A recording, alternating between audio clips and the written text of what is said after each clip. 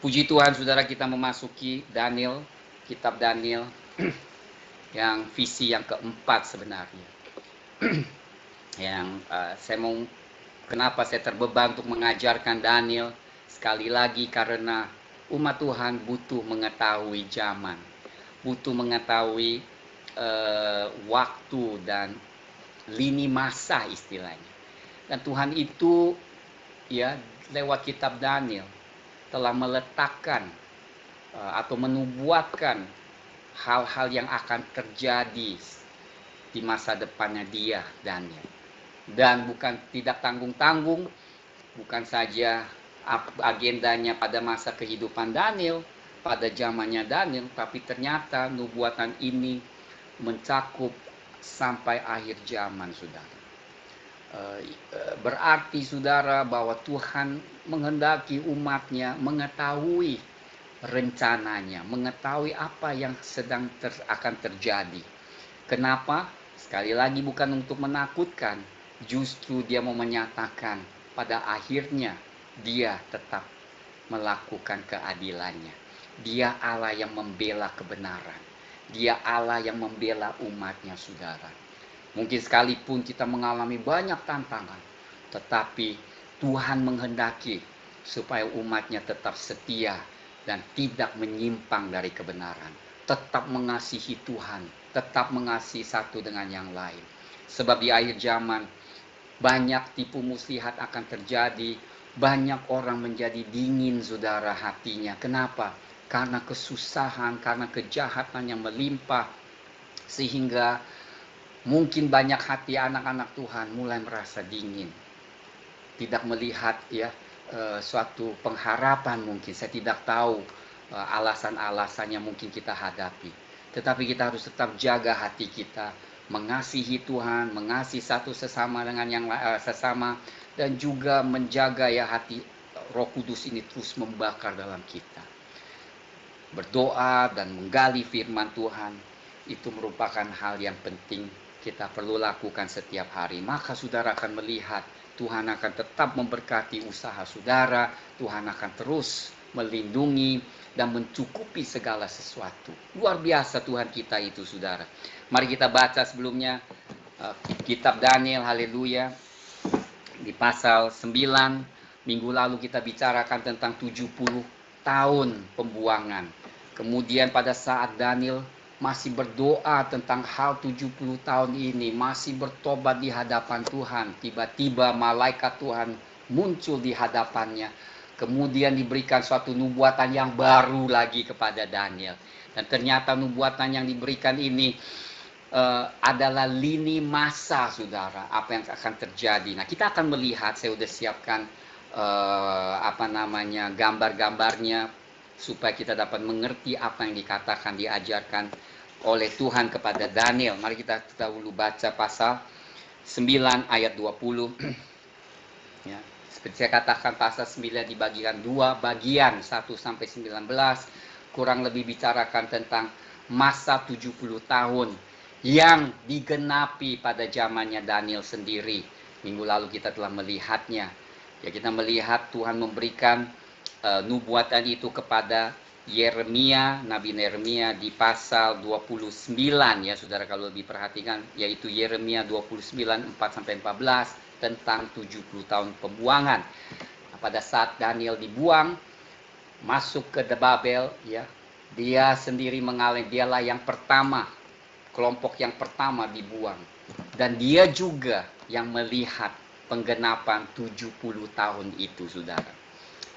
Nah, sekarang kita akan melihat 70 minggu atau 70 masa di mana malaikat Tuhan memberitahukan kepada Daniel. Mari kita melihat Daniel pasal 9 ayat 20. Saya akan bacakan pelan-pelan supaya kita mengerti. Sekalipun ini tidak panjang ayatnya, tapi sangat-sangatlah padat dan merupakan nubuatan yang amat-amat penting, seperti rangka dari suatu kejadian atau suatu nubuatan yang lengkap sampai akhir zaman. Langkah lini masa, saudara, yang luar biasa. Katakan apa? Sementara aku berbicara dan berdoa dan mengaku dosaku dan dosa bangsaku, bangsa Israel, dan menyampaikan kehadapan Tuhan Allahku permohonanku bagi gunung kudus Allahku. Sementara aku berbicara dalam doa, terbanglah dengan cepat ke arahku Gabriel.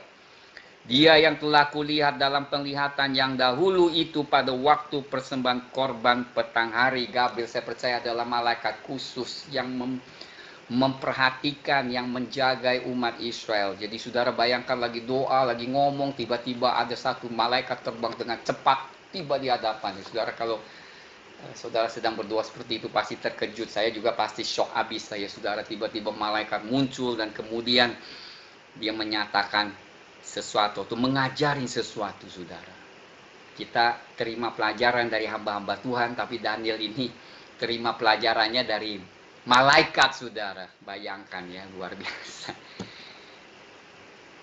Karena Daniel begitu mengasihi Tuhan dan begitu menghormati Tuhan. Apa dikatakan ayat 22? Bukan saja dia mengajari, tetapi dia menyatakan sebuah pewahyuan, sebuah nubuatan yang baru bagi bangsa Israel.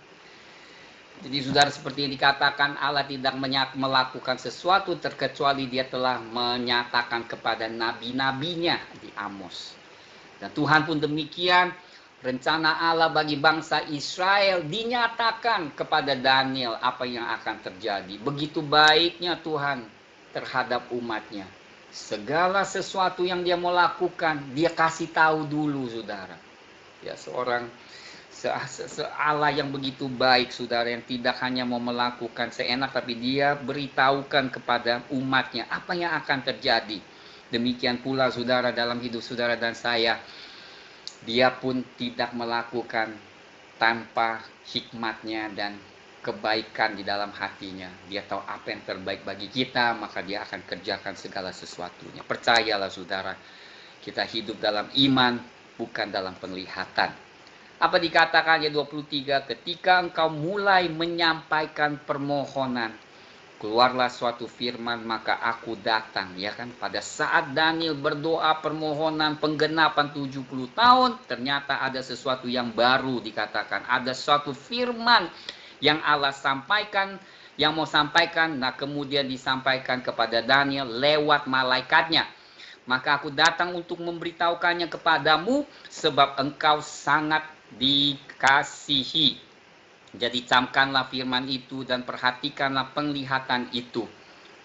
70 kali 7 masa telah ditetapkan atas bangsamu dan atas kotamu yang kudus. Lihat sekali lagi.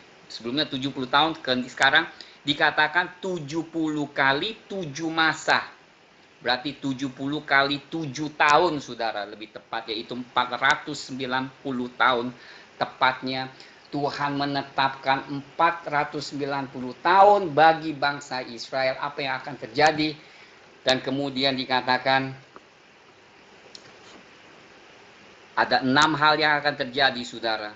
Yang pertama, untuk melenyapkan kefasikan, untuk mengakhiri dosa, untuk menghapuskan kesalahan, untuk mendatangkan keadilan yang kekal, untuk menggenapkan penglihatan dan nabi, dan untuk mengurapi yang maha kudus, saudara. 6 hal yang akan terjadi yang Tuhan katakan setelah 70 kali 7 masa, ya.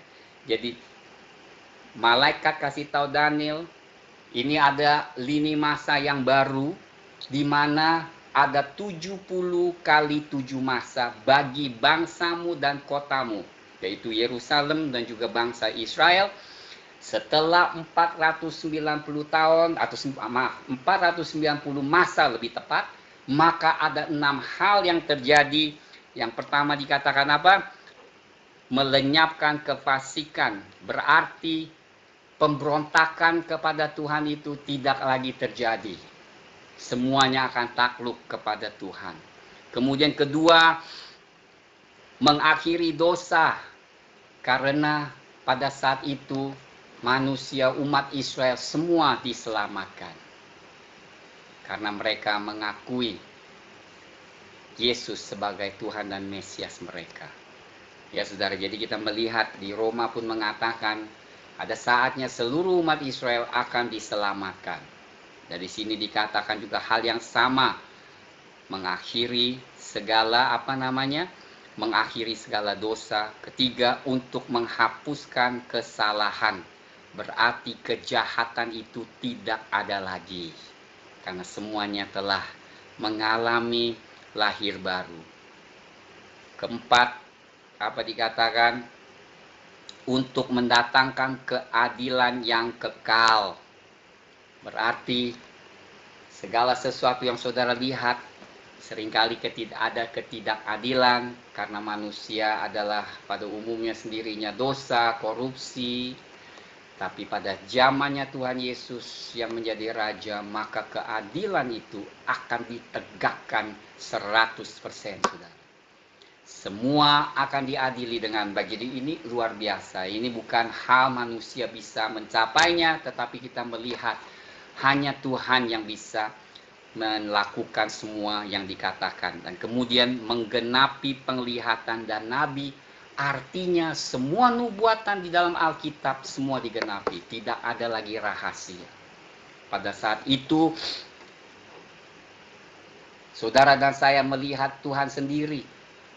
Tuhan berbicara kepada umatnya, memerintah di tengah-tengah, maka tidak ada lagi namanya visi penglihatan. Nggak perlu lagi, karena semua itu dinyatakan dengan secara terbuka. Luar biasa ya saudara, jadi tidak ada lagi istilahnya visi dan penglihatan, itu nggak ada lagi. Karena semuanya rahasia Tuhan telah diungkapkan, rencana Tuhan digenapi, dan semua yang dinubuatkan itu semua digenapi. Dan untuk mengurapi yang maha kudus, itu ada dua arti, saya yakin. Tempat yang maha kudus yaitu kotanya, dan juga tentunya mengurapi itu mengakui keilahian, kerajaan, atau dikatakan tahta Tuhan Yesus, atau dia sebagai raja yang diakui atau diurapi, saudara. Diurapi itu bisa katakan waktu Daud diurapi jadi raja, berarti diakui dan diakui oleh semua orang, saudara. Jadi kita melihat 6 hal yang akan terjadi.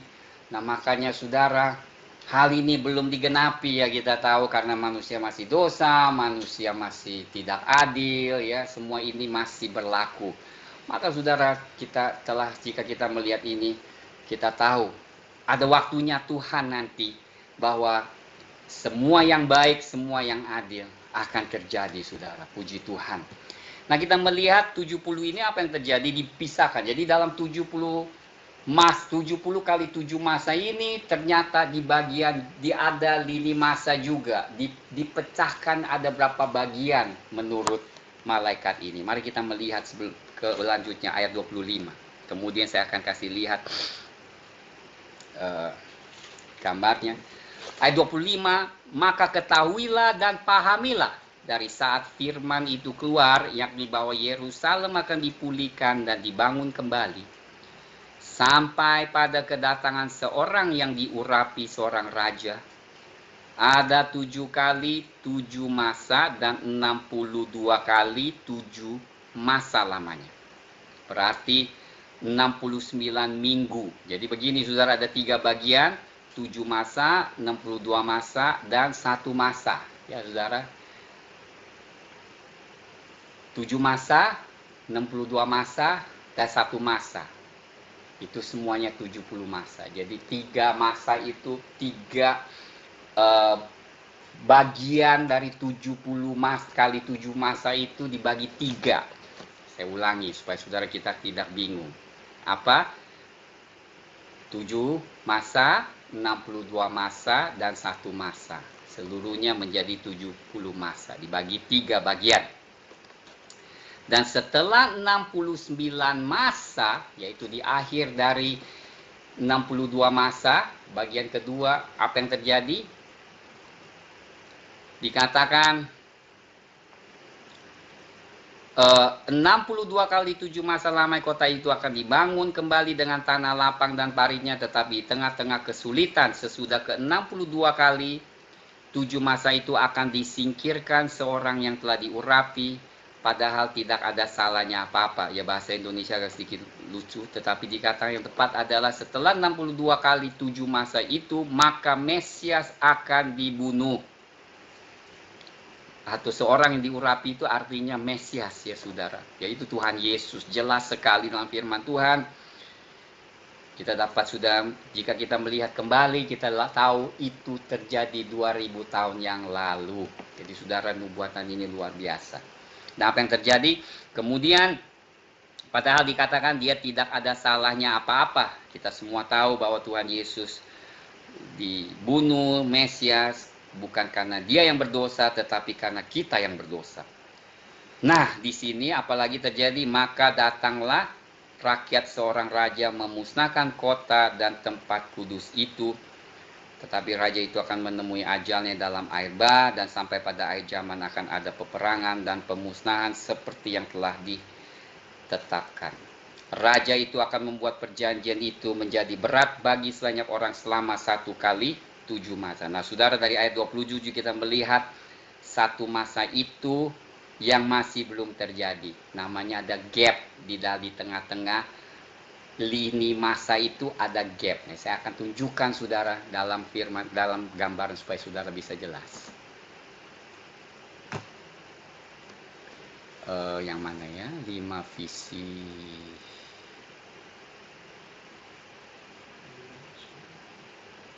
Nah, ini dia saudara. Mari kita melihat ya. Saya baca dulu firman Tuhan. Raja itu akan membuat perjanjian itu menjadi berat bagi banyak orang selama 1 kali 7 masa.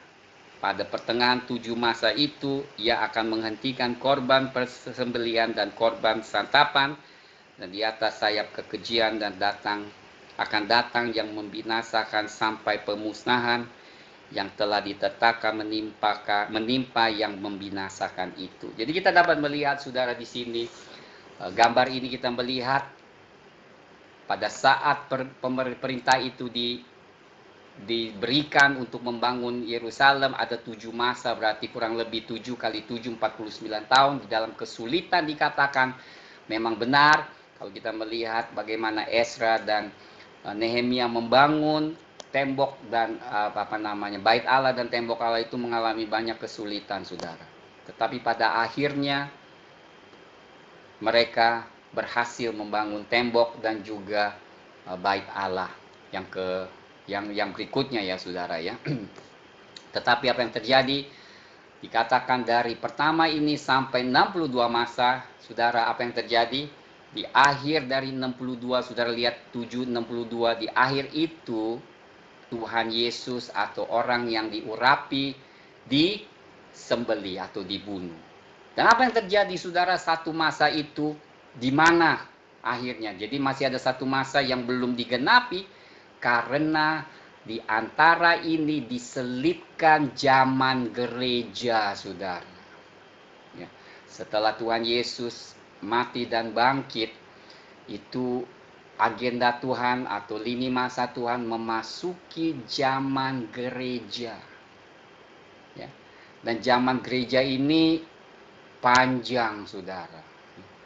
Sampai saat ini pun kita mungkin sudah mau mengakhiri zaman gereja ini dan masuk kembali di dalam penggenapan nubuatan Daniel 70 kali 7 masa. Yang terakhir yaitu satu masa 7 tahun saudara. Inilah yang saya maksud di sini saudara.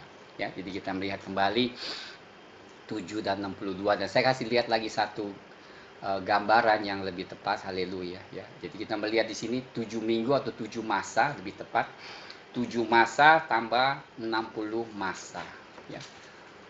49 tahun kita melihat di Nehemia 2 sampai 6 membangun kembali kota Yerusalem. Kemudian dari situ dilanjutkan sampai kedatangan Mesias di 62 tahun kemudian, Apa yang terjadi? Dikatakan orang yang diurapinya, kedatangan Mesias dan pengorbanannya di Daniel 9:26. Jadi kita melihat penggenapan di dalam 70 kali 7 masa ini, 69 masa sudah digenapi pada saat zaman kita ini. Tapi tentunya di zaman Daniel masih jauh, saudara. Ya. Daniel tidak melihat atau tidak menyaksikan visi nubuatan yang diberikan kepadanya. Tetapi dia telah memberikan kita yang masih hidup sekarang ini untuk melihat, ya, kalau kita lihat kembali sejarah apa yang terjadi, ternyata 69 masa atau 69 kali 7 masa sama dengan 483 tahun, itu semuanya sudah digenapi. Yang belum digenapi adalah satu masa itu, saudara. Makanya penting pasal 7 ini merupakan pasal 9 ini merupakan suatu nubuatan lini masa yang amat-amat penting. Dan di dalam satu masa yang terakhir ini, yaitu satu masa berarti 7 tahun, itu dibagikan lagi, saudara. Kenapa? Karena 7 masa ini adalah masa yang paling, menurut saya ini paling banyak dinubuatkan di dalam Alkitab tentang akhir dari satu masa ini, atau 7 tahun yang terakhir ini. Setelah 7 tahun ini berakhir, maka kita melihat apa yang tadi dikatakan, 6 hal yang akan terjadi. Keadilan ditegakkan, mengurapi Maha Kudus. Nah, maka ini semua akan digenapi setelah 7 masa ini berakhir, saudara. Luar biasa. Atau 7 tahun terakhir ini digenapi. Maka itu barulah mulai terjadi. Maka kita akan melihat kembali, saudara, apa yang terjadi. Mari kita lihat lagi. Jadi kita melihat setelah itu apa yang terjadi. Maka Gabriel memberikan sedikit penjelasan apa yang akan terjadi pada saat itu. Kita lihat ya, saudara, kita akan pelajari sedikit lagi untuk mendalami.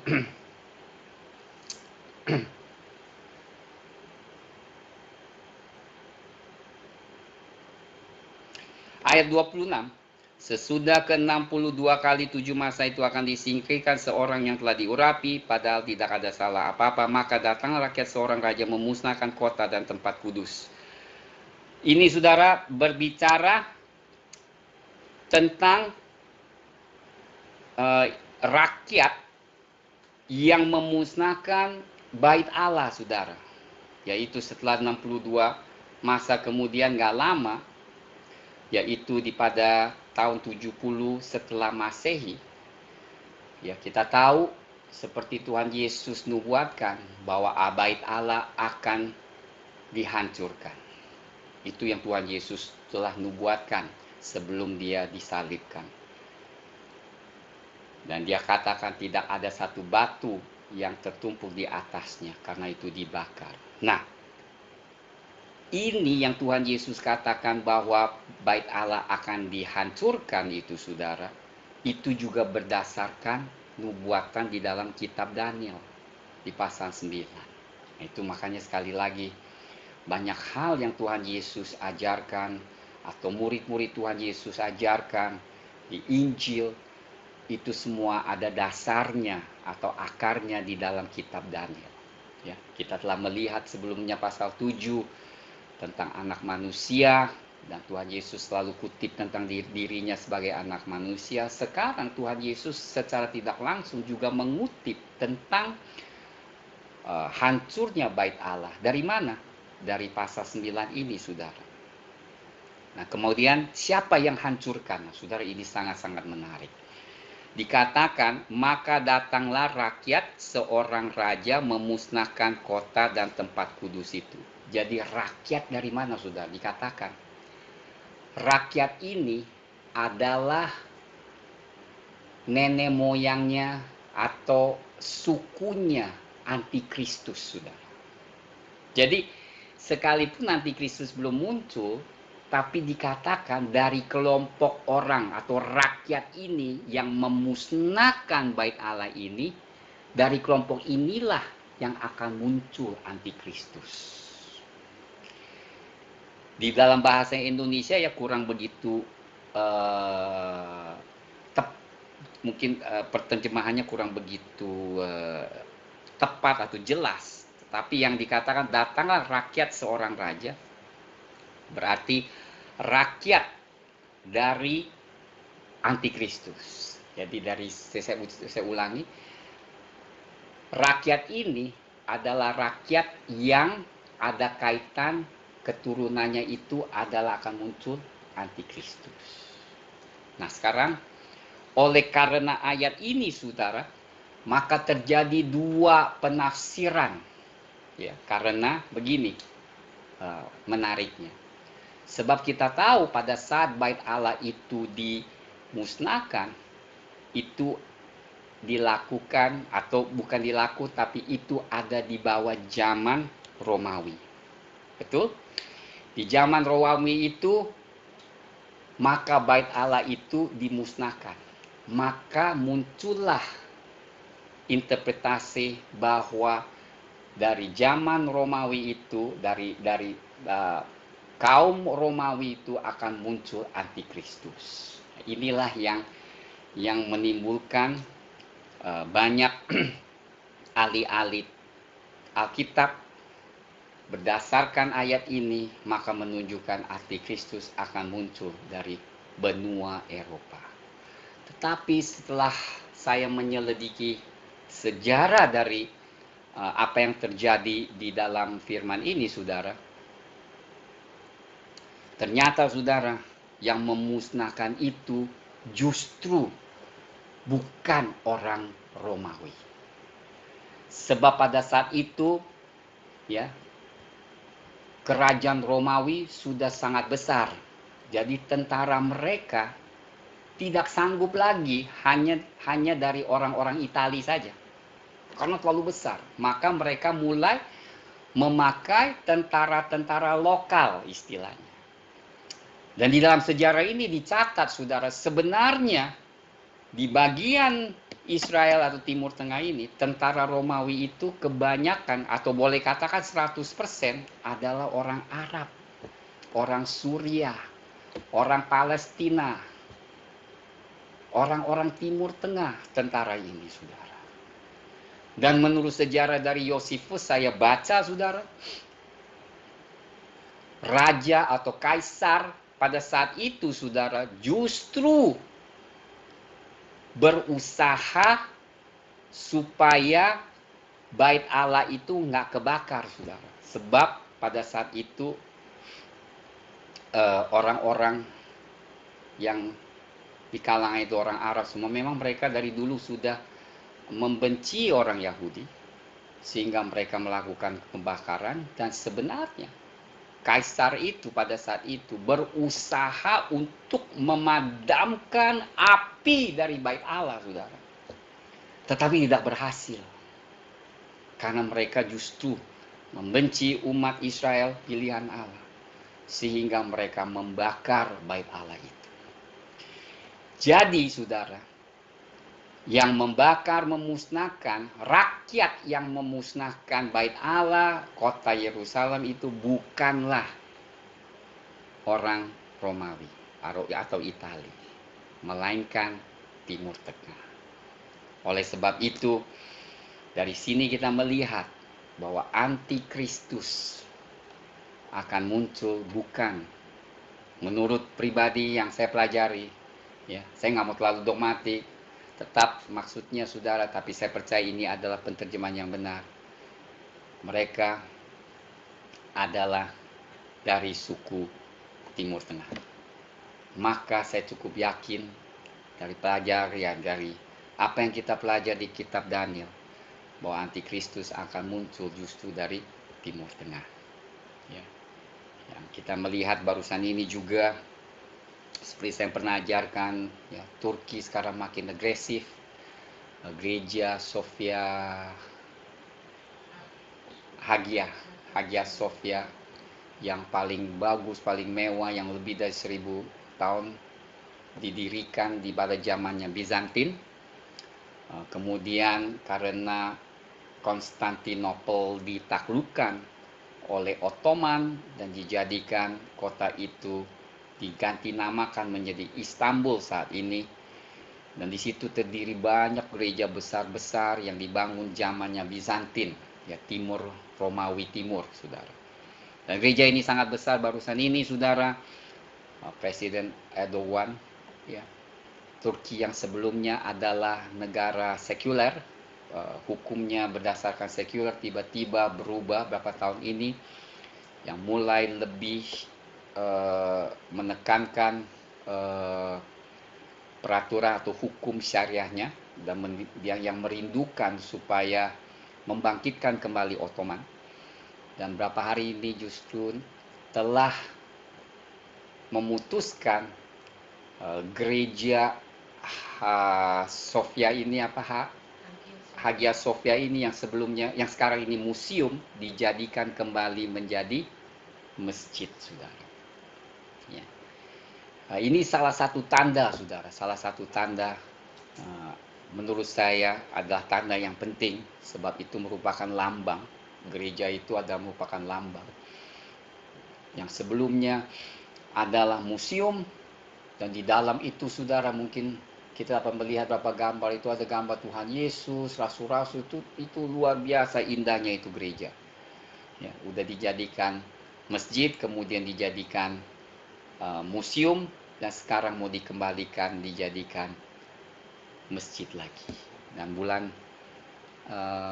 kayaknya bulan ini kalau nggak salah, mereka sudah mulai kembali mau berdoa, berarti orang Muslim berdoa kembali di tempat ini, saudara. Ya, nah, itu salah satu perkembangan yang saya yakin ada kaitannya dengan pelajaran yang kita pelajari tentang nubuatan di kitab Daniel ini. Dan apa yang terjadi? Nah, mari kita akan bacakan selanjutnya. Jadi kita lihat, maka datanglah rakyat dari seorang raja. Rakyat dari seorang raja memusnahkan kota itu. Nah, seorang raja itu yang bisa katakan adalah antikristus di akhir zaman. Nah, lihat apa yang terjadi.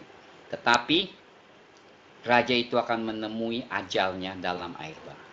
Itu sebenarnya sudah masuk nubuatan masa yang terakhir, saudara. Masa yang terakhir di satu masa yang merah ini, yang saudara, yang ini, saudara. Jadi berarti pada akhirnya dia akan menemui ajalnya, yang seperti yang Tuhan Yesus terus mengatakan di kitab Daniel pasal 2, pasal 7, ya, di mana batu yang terlepas tanpa tangan itu menghancurkan kerajaan yang terakhir, kerajaan antikristus. Di sini diulangi hal yang serupa.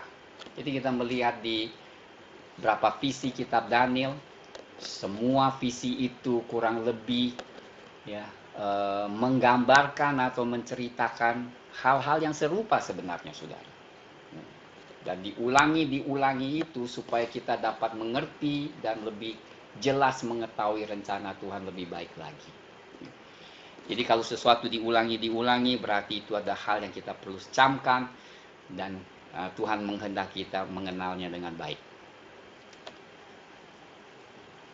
Dan sampai pada akhir zaman akan ada peperangan dan pemusnahan seperti yang telah ditetapkan. Peperangan apa? Peperangan raja ini, antikristus, akan mengumpulkan pasukan dari berbagai negara dan berperang dengan anak domba, Tuhan Yesus Kristus. Itu akhirnya, dan akhirnya dimusnahkan. Ya, kembali lagi hal yang serupa dikatakan. Nah, ayat 27, kita akan melihat sekali lagi yang penting. Raja itu akan membuat perjanjian itu menjadi berat bagi banyak orang selama 1 kali 7 masa.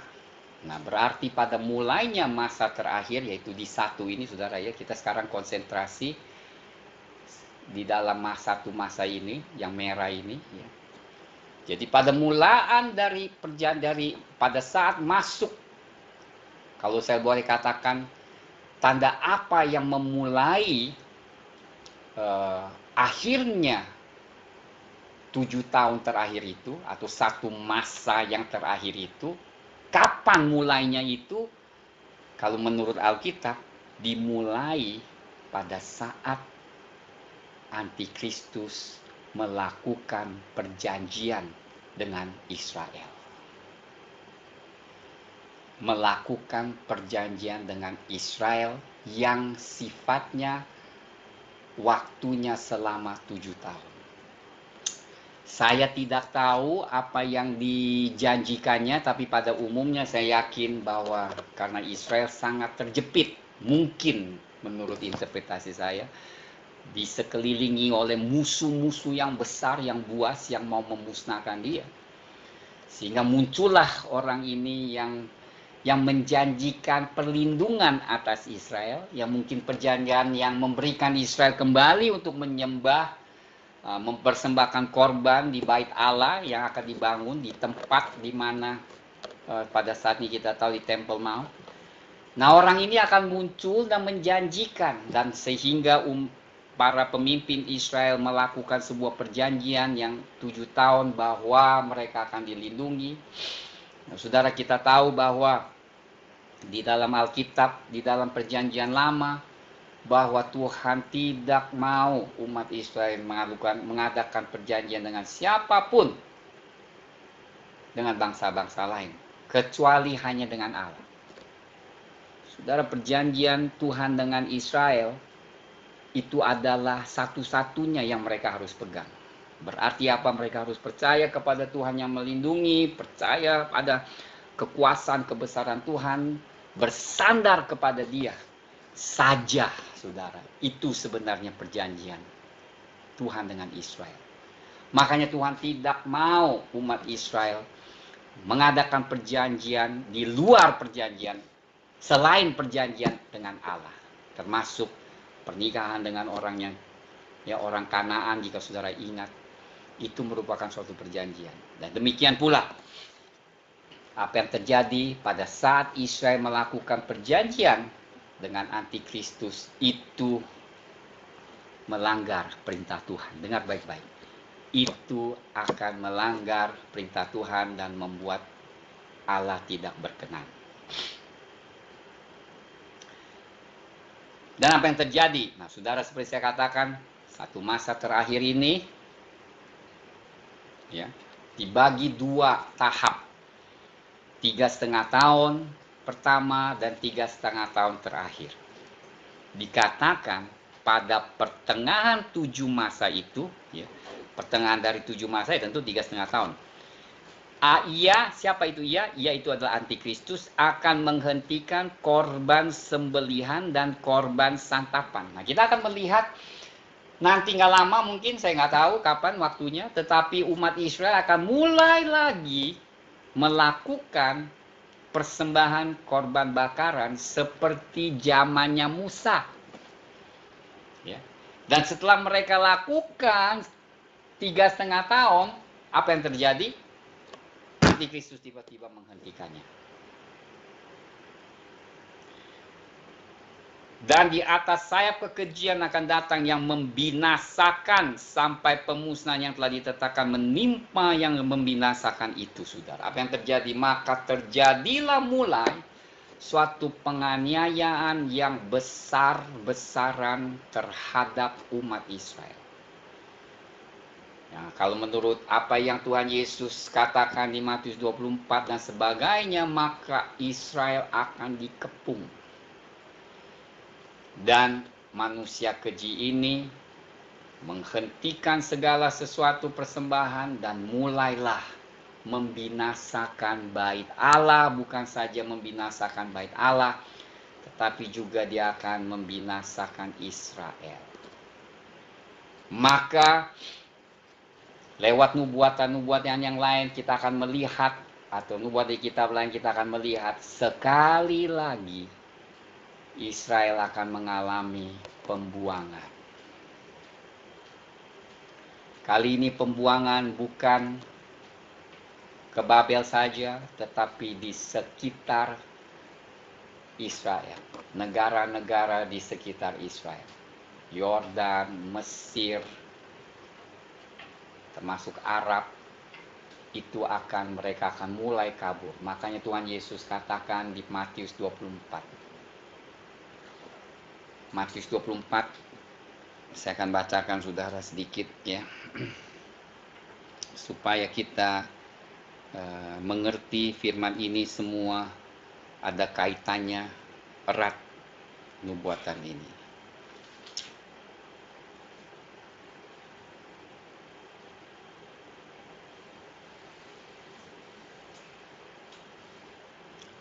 Ayat 15. Matius 24 ayat 15 dikatakan, jadi apabila kamu melihat pembinasa keji berdiri di tempat kudus. Nah, ini yang Tuhan Yesus gambarkan Daniel pasal 9. Di pertengahan minggu, apa yang terjadi? Menurut firman, nah lihat kan, menurut firman yang disampaikan oleh Nabi Daniel. Lihat kan saudara, Tuhan Yesus tuh mengutip kitab Daniel itu sangat-sangat banyak sekali, khususnya dalam hal nubuatan akhir zaman. Para pembaca hendaklah memperhatikannya, maka orang-orang yang di Yudea haruslah melarikan diri ke pegunungan. Jadi Tuhan Yesus sudah kasih tahu kepada umat Israel, pada saat engkau melihat orang ini berdiri di bait Allah, yaitu dia pada saat itu sudah menghentikan, sekaligus menghentikan korban bakaran. Dia mulai juga pada saat itu mulai menganiayakan umat Tuhan, umat Israel. Apa dikatakan? Kaburlah. Lari kamu, jangan tunda-tunda waktu lagi, sebab celakalah dikatakan ibu-ibu yang sedang hamil atau yang menyusukan bayi pada masa itu. Kenapa? Karena penganiayaan itu akan sangat-sangat berat sekali kepada umat Israel. Dan juga setelah itu nanti saudara akan melihat penganiayaan itu akan jatuh juga di atas gereja Tuhan. Demikian saudara, itu yang saya sampaikan. Daniel pasal 9 tentang 70 kali 7 masa, yaitu lini masa yang Tuhan sudah tentukan. Kita telah melihat diberikan umat Israel 490 tahun, ya saudara. Nah, dalam 490 masa atau 70 kali 7 masa, atau dikatakan 490 tahun, maka dibagikan 3 tahap. Tahap pertama yaitu 7 masa, 49 tahun. Dimulainya dari mana? Dimulai pada kitab Nehemia pada saat diberikan perintah untuk membangun kota Yerusalem. Sampai setelah itu selesai dibangunnya, 49 tahun kemudian dalam keadaan sulit. Dan kemudian 62 kali 7 masa lagi, maka jatuhlah pada saat Tuhan Yesus datang dan juga mengorbankan dirinya. Dan dikatakan yang orang diurapi itu dibunuh sekalipun tidak bersalah. Itu menunjukkan kematian dan kebangkitan Tuhan Yesus. Dan apa yang terjadi? Karena Tuhan memasukkan atau insert ya di antara 69 masa yang pertama dan satu masa yang terakhir, di situ dimasukin zaman gereja, saudara. Dan ingat, seperti Roma 11 kita dicangkokkan, ya kan? Nah, kita masuk bersama-sama, kita menjadi bagian dalam lini masa ini. Ya, ingat sekali, kita termasuk di dalamnya. Maka masa terakhir di satu masa itu, menurut saya sudah tidak lama lagi. Ya, sudah tidak lama lagi. Saya tidak mau tentukan, cuman lihat zaman-zaman saat ini kayaknya kita sudah dekat memasuki zaman satu masa yang terakhir. Sebelum segala sesuatu berakhir, tapi ingatlah pada akhirnya Tuhan Yesus yang akan menghakimi, membunuh manusia keji dan mendirikan kerajaan 1000 tahun. Haleluya, puji Tuhan. Itulah kesimpulannya saudara, semoga menjadi berkat. Dan ingat selalu pelajaran kitab Daniel Bukan menakutkan, melainkan justru untuk memberikan kita iman, menyatakan betapa hebat dan dahsyatnya Tuhan Allah kita. Segala sesuatu yang terjadi, sekalipun dilihat dari mata kita seperti sesuatu yang buruk, itu bukan negatif, saudara, tetapi itu merupakan kedaulatan, kemahatauan Allah, dan izinnya Tuhan. Semua itu bisa terjadi. Tanpa izin dari Tuhan, rambut sehelai pun tidak akan copot dari kepala kita. Saudara ingat, itu luar biasa. Jadi iblis boleh katakan dia lakukan segala sesuatu tanpa izin dari Tuhan, dia tidak sanggup melakukan apapun juga. Jadi sekalipun apa yang terjadi kelihatannya buruk, saudara selalu ingat, ada hikmat Allah di belakang itu. Yang penting bagi kita sebagai umat Tuhan, tetaplah bersyukur, tetaplah percaya, tetaplah yakin bahwa Tuhan itu baik dan dia punya rencana yang luar biasa bagi saudara dan saya. Puji Tuhan, Tuhan memberkati saudara. Angkatlah tangan, saya akan memberkati saudara dengan berkat yang dari surga. Haleluya, amin.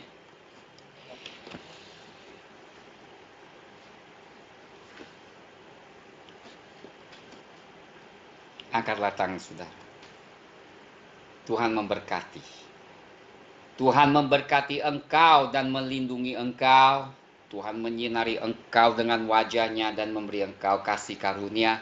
Tuhan menghadapkan wajah-Nya kepadamu dan memberi engkau damai sejahtera, menjadikan engkau kepala dan bukan ekor.